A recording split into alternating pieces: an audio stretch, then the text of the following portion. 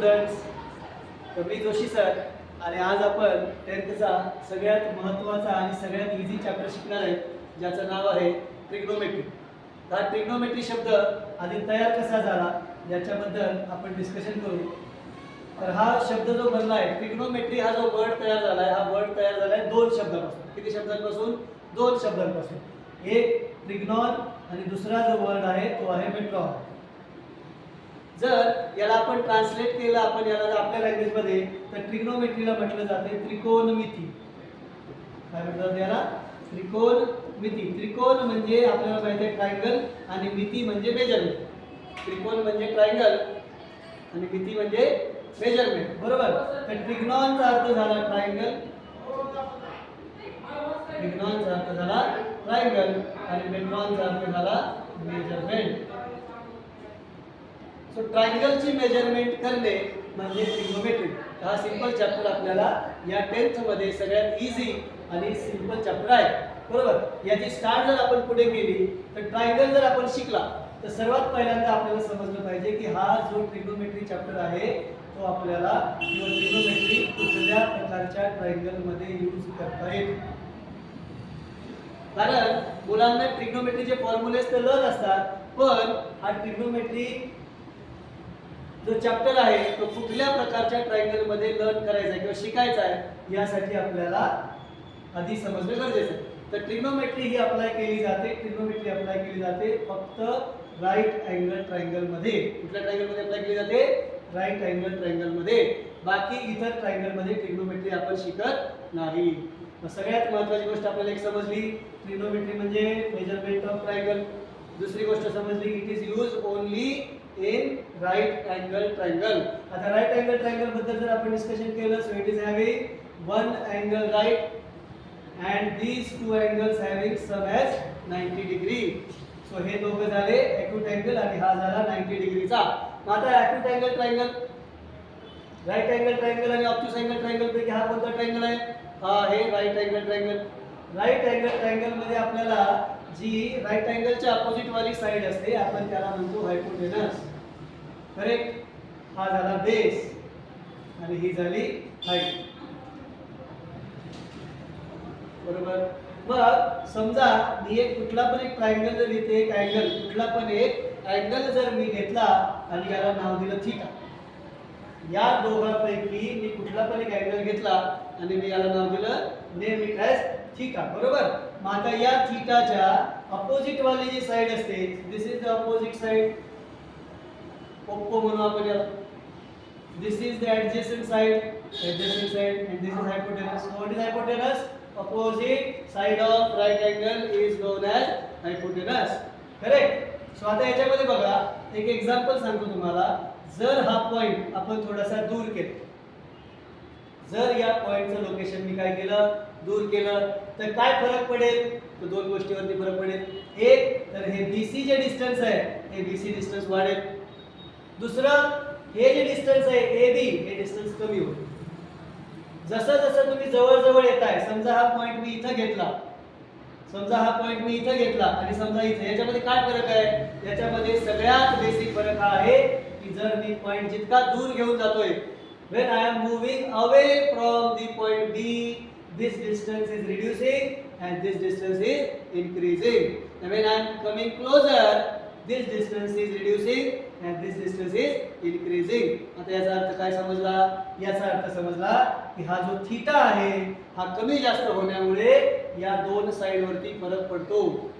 पुन्हा एकदा सांगतो, हा थीटा कमी जास्त होण्यामुळे एक AB आणि दुसरी BC याच्यावरती डायरेक्टली फरक पडतो.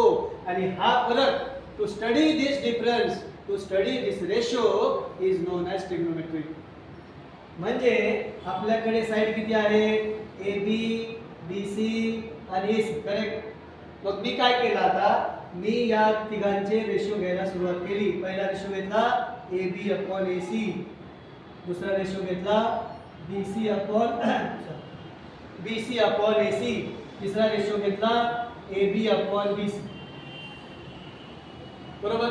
आता तुम्ही जर बघितलं तर AB अपॉन AC जो रेशो आहे AB अपॉन AC, बरोबर.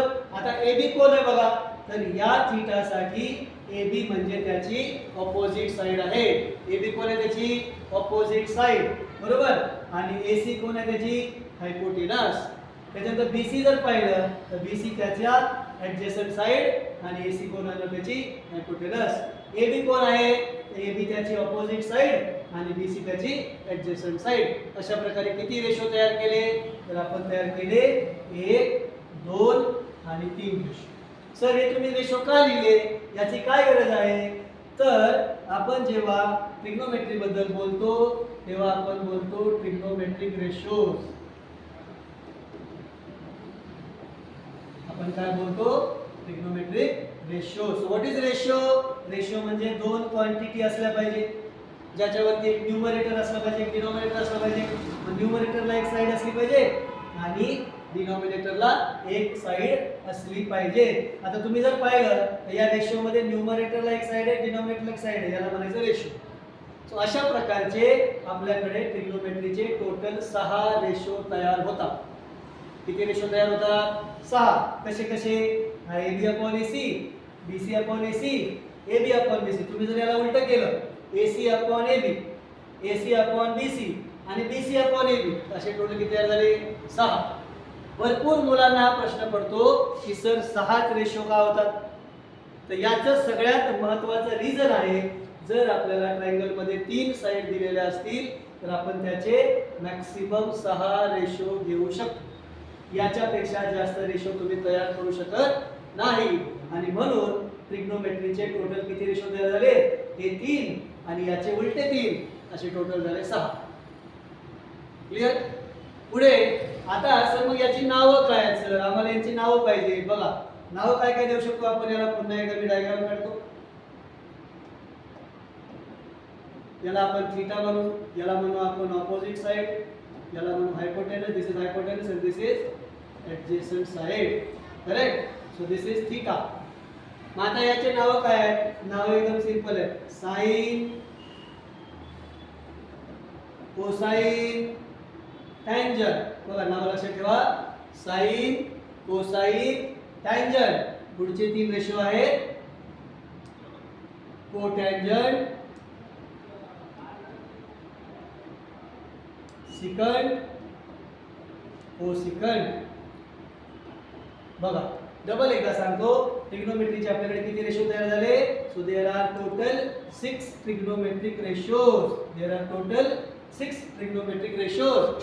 6 ट्रिग्नोमेट्रिक रेशो कसे तयार झाले कशामुळे तयार झाले कारण आपण रेशो किती घेऊ शकतो maximum there will be only 6 ratios.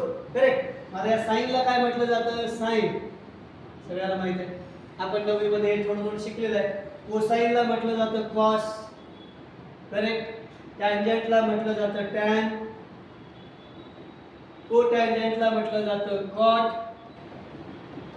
सिकंटला म्हटलं जातं सेक आणि कोसिकंटला म्हटलं जातं cosec.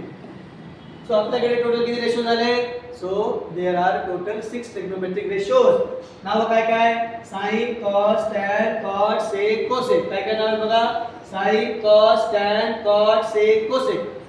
Sine, cos, tan, cot, sec आणि कोसेक. आता याचे रेशोज कसे घ्यायचे. याचे रेशोज कसे घ्यायचे. रेशोज घेण्यासाठी आपल्याला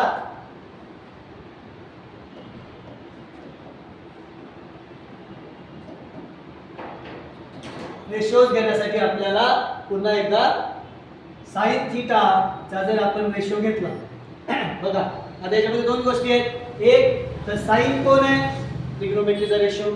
थीटा कोण आहे कोणत्या अँगलला अप्लाय केला. अजून एकदा सांगतो साइन कोण आहे ट्रिग्नोमेट्रीचा रेशो. थीटा कोण आहे कोणत्या अँगलला अप्लाय केले. बरोबर. आता साइन थीटाचा फॉर्म्युला काय आहे लक्षात ठेवायला एकदम सोपा आहे. याची opposite side upon hypotenuse. So opposite side कोणती आहे ओ. Hypotenuse H. कॉस थीटाचा काय फॉर्म्युला आहे. कॉस थीटाचा फॉर्म्युला आहे adjacent side upon hypotenuse. So sin theta is equals to opposite side upon hypotenuse. Cos theta is equals to adjacent side upon. आता adjacent side कशी ओळखायची आणि opposite side याच्या समोर कोण आहे AB.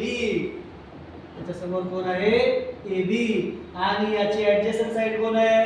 आता बघा हा जो अँगल तयार झालाय हा